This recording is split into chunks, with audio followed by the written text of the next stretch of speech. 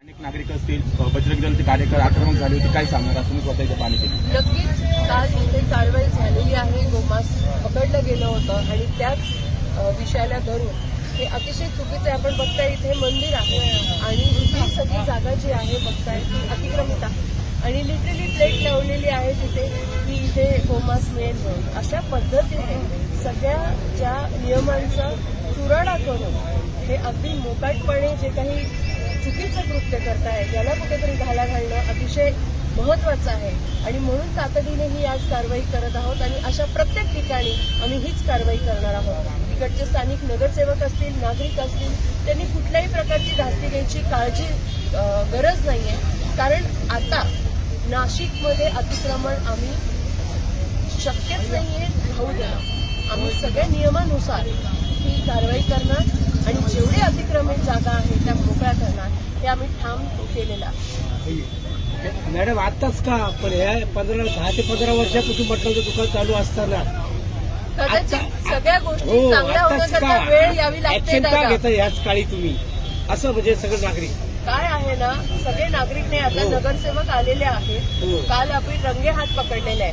4 वर्ष प्रशासकीय काळ होता दादा आणि त्यानंतर आता आम्ही सगळे नगरसेवक आणि आता मी महापौर आहे. तर कुठल्याही प्रकारचा असा बेशिस्तपणा आणि मस्तवालपणा हे जे अशा पद्धतीने चालू आहे, नागरिकांना त्रास देणं आणि नियमांचं उल्लंघन करणं, हे कुठेही आम्ही सहन करणार नाही आणि कोणत्याही पद्धतीने इथे अशा पद्धतीने जिथे जिथे अतिक्रमण असेल ते आम्ही असेच काढणार. थांबा एक मिनिट. आता ही महानगरपालिका त्याच्यावर शिक्का मारून पाठवते, पावती देते, त्याचं करायचं काय? त्यांच्यावरही कारवाई होईल. महानगरपालिका यांना प्रशासन नियुक्त करून पावत्या फाडतात डेली रेग्युलर, त्याचं करायचं काय? अतिक्रमित आहे आणि जर अशा पावत्या फाडल्या गेल्या असतील त्या दाखवा आणि त्या अधिकाऱ्यांनी ज्यांनी सह्या केल्या त्यांच्यावरही कारवाई होईल. Okay, yes.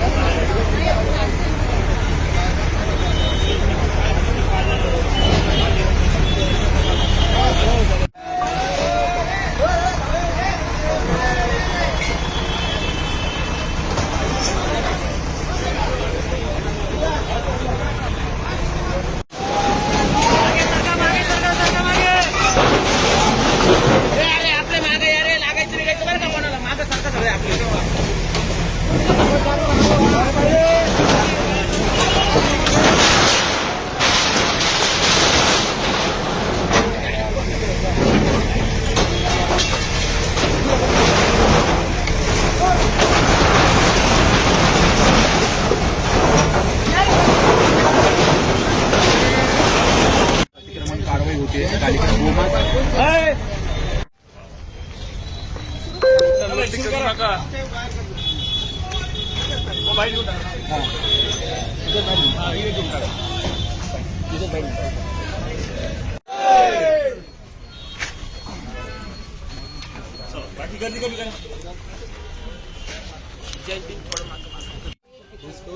बिलकुल बरोबर. हे सगळं काढून टाकणार. तुम्ही तुमच्या पद्धतीने अनधिकृतपणे इथे रहिवास आहे. जय श्रीराम. अरे 2 मिनिटं सागर भाऊ थांब. तुम्हाला आम्ही 8 दिवसाची मुदत देऊन नोटीस देतो, त्याच्या आधी तुम्ही काढून नॉर्मल कारवाई.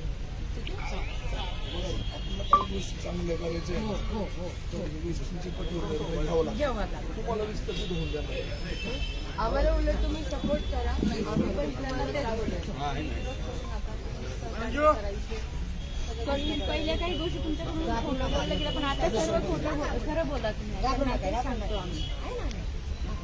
आम्ही कोणालाच आपल्या नागरिकांना कोणालाच त्रास नाही होऊन देणार. चौघही नगरसेवक आणि मी आम्ही सगळे तुमच्या सोबतच राहू. फक्त जी काही कारवाई आहे ती नियमाप्रमाणे होईल.